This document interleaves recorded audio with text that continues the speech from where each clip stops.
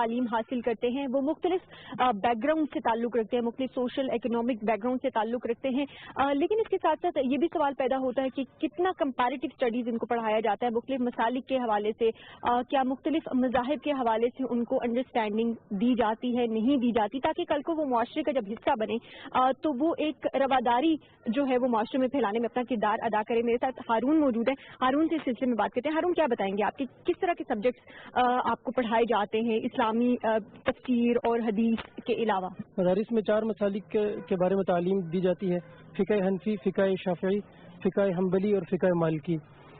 اور یہ تعلیم اس لیے دی جاتی ہے تاکہ ہم پڑھنے کے بعد ان تمام مسالک کے جو دیگر ماننے والے ہیں ان مسالک کے ساتھ ہم باہم اچھے انداز میں ان سے بات چیت کر سکیں. بالکل, دیگر مسالک کے بارے میں بھی ان مدارس میں تعلیم دی جاتی ہے اسٹوڈنٹس کو, تاکہ کل کو وہ معاشرے میں جا کر رواداری پھیلائیں, نہ کہ معاشرے میں انتہا پسندانہ سوچ کو فروغ دیں. میرے ساتھ جو نیکسٹ اسٹوڈنٹ موجود ہیں ان سے بھی اس حوالے سے بات کرتے ہیں. آپ مجھے اپنے سبجیکٹس کے بارے میں بتائیں کہ کس طرح کے سبجیکٹس پرٹیکولرلی پڑھائے جاتے ہیں, سائنس کا کتنا عمل دخل ہوتا ہے, اس کے علاوہ جغرافیہ کتنا پڑھایا جاتا ہے, دیگر مضامین کا کتنا عمل دخل ہوتا ہے؟ دوسری کتابیں پڑھائی جاتی ہیں جس میں فلسفہ, منطق وغیرہ اور دیگر کتب عصری تعلیم بھی دی جاتی ہے.